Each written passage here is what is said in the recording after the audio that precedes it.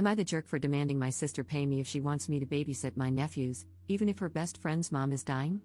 Posted by you/pretend_mode_9494. I, 29F, am child-free by choice. My sister, Carlene, 27F, has 2 boys, ages 3 and 2. We live close to each other, and I've been in their lives since the beginning. We are each other's only family, coming from a broken and dysfunctional background. I love the boys, but they are a lot of work, especially on top of my career in social work and my personal reasons for not wanting kids of my own. I currently watch them /help out /babysit for about 10 to 20 hours a week, and it's becoming exhausting. The time I've been needed has slowly increased, and over the last 7-ish months, it's been like this. At first, it was Carlene looking for a part-time job, attending mandated courses to get unemployment, and occasional movie nights with friends, which I was okay with. Now, I spend most of my free time at their house. Lately, the reason has been that her best friend's mom is dying, and Carlene feels she needs to be there. She's a single mom, and I understand it's hard, but recently, I feel like she's using me, and I rarely see my fiancé as we both work shifts that change all the time. Sometimes, when she asks me to watch them and I have other plans, Carlene sends me a voice message of the boys crying, saying they miss me, guilt-tripping me, and implying it's a shame I care more about myself than them. She tells me she'd ask someone else if she had anyone else to turn to and says really hurtful things about me being selfish for wanting to enjoy date night when she has to choose between her kids and her best friend's dying mom. I could handle it if that were all, but now it's also affecting the next time we meet. When I get there, the house is a mess, there's nothing to eat, and it just happens to be the boys' bath day, or Carlene casually mentions that I need to pack a gym bag or something similar for them for the next day. These weird, extra tasks feel like obvious revenge. The first time this happened, I assumed she'd be grateful I helped where I could and that it wouldn't be an issue if I didn't have time to do everything. I was quickly proven wrong. Before she got home, she casually asked if I had done the extra tasks, and when I hadn't, at least not all of them, she suddenly had to stay out a little later. This happened a few times, and I'm ashamed to admit it took me too long to realize what was going on. I was just glad she was finally updating me on her estimated arrival time, something she usually never did. Another thing she does for what feels like revenge, though maybe it's just my exhaustion talking, is not preparing meals for the kids or even leaving money. When I go to the store, she promises to pay me back but, you guessed it, tries to guilt me into letting it slide. She's also failed to keep her word on things she promised, saying she doesn't want to do things for me if I can't help her with the boys. The excuses and backtracking start immediately if I don't do exactly what she wants. The latest example, I asked to borrow a dress for a wedding because I didn't want to buy one, and we had always shared clothes. She agreed, but 4 days before the wedding, I couldn't show up as fast as she wanted on short notice, so she told me I could forget about the dress. She said she'd forgotten she needed it herself. I had to panic buy one. Last month, she promised to pick me up after I dropped my car off for maintenance, but she didn't show up. I was stranded, and it took her 2.5 hours to answer her phone and finally get there. She even had the audacity to huff and puff about how inconvenient it was for her to pick me up. Sorry this is so long, but writing it all down has been mind-blowing. I can't believe what I've been putting up with. I'm such a doormat. So, yesterday, when she called desperately needing me to watch the boys for the evening, I told her I couldn't. When she started her usual tirade about me being selfish, I just snapped. I told her to shut up and listen. If she thought I was that horrible and selfish, she had 2 options: either stop relying on me so much and stop exposing her kids to my supposed selfishness, or I'd really start being selfish. I wouldn't watch them for free or again or do anything extra without being compensated. She hung up without saying anything. After I stopped shaking, I hate confrontation, as you can imagine, I started to panic. I feel like I just lost my last remaining family member. My fiancé said it was a long time coming and that I should have stood up for myself ages ago, but he's biased since he loves me. I don't really have time for proper friends outside of work colleagues, so I don't know who else to ask. Did I make the biggest mistake of my life? What if I never see my nephews again? What if I just stuck it out a bit longer and she'd eased up? Am I wrong for giving her that ultimatum? Edit. My 2 examples make it seem like I ask her for things or need her often, which I don't.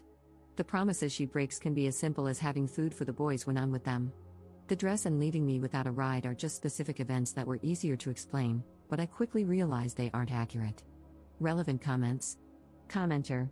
Is there a reason the father of these children isn't helping take care of them? I can't imagine expecting a family member to step in and handle a significant portion of the parenting of my own children. If she wasn't prepared to be a parent, she shouldn't have had 2 children. Ops response. She got really angry at me when I asked about their dad whenever she was pregnant, and I just left it at that. She hasn't had a long-term boyfriend since high school, as far as I know. I don't even know if the kids have the same dad. I kind of doubt it due to their differences in skin tone and features. Commenter 2. If you think the boys are in an unsafe home, abuse, neglect, lack of food, call CPS. Ops response.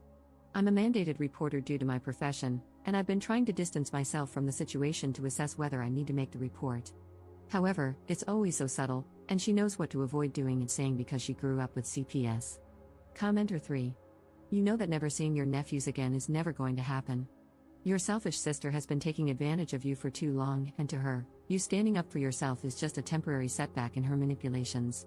The only way her behavior is going to change is when yours changes. You need to set clear boundaries and follow them with solid expectations of how you expect her to treat you.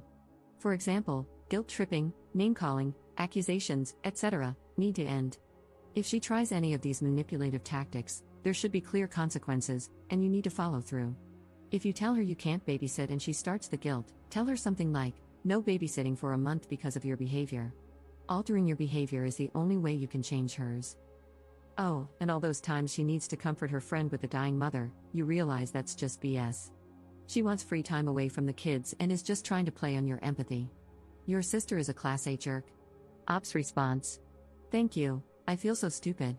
I only realized the friend's mom thing was BS last week.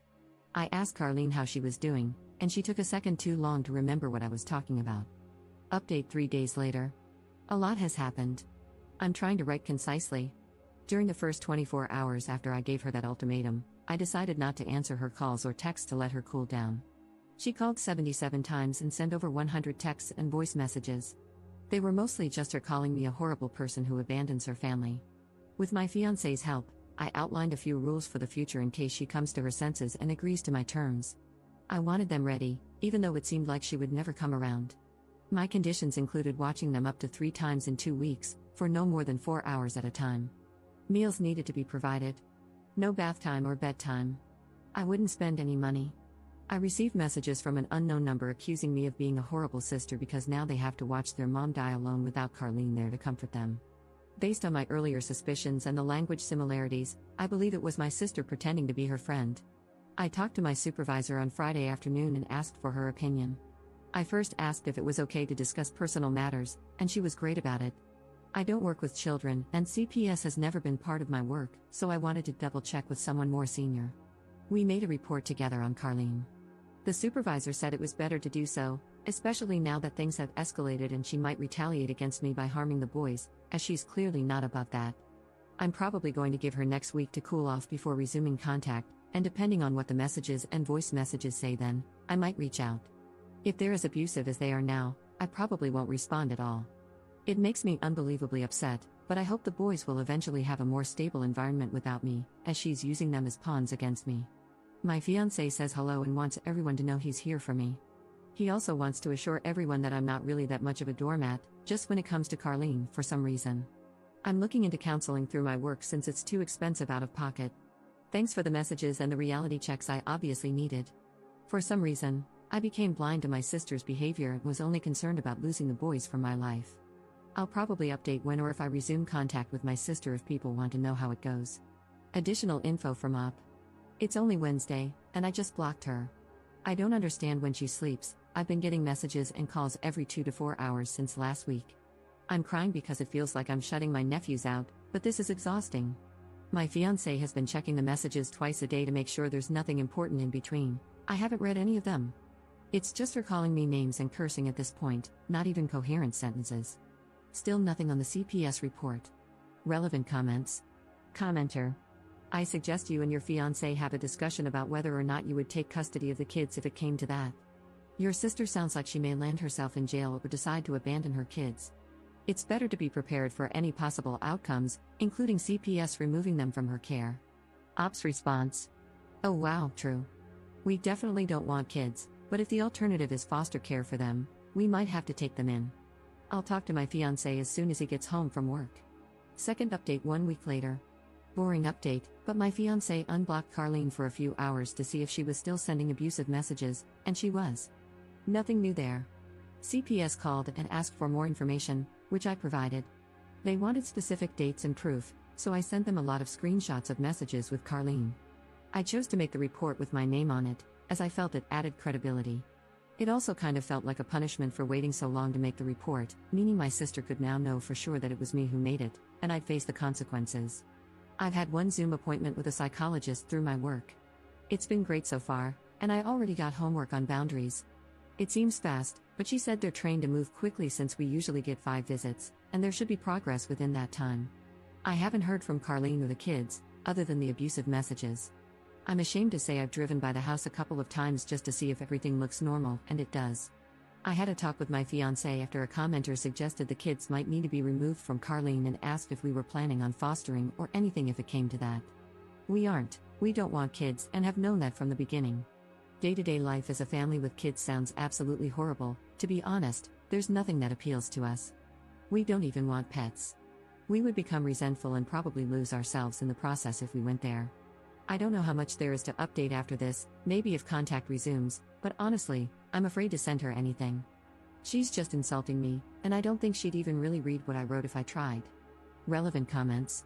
Commenter. Carlene's got some cracktivities going on.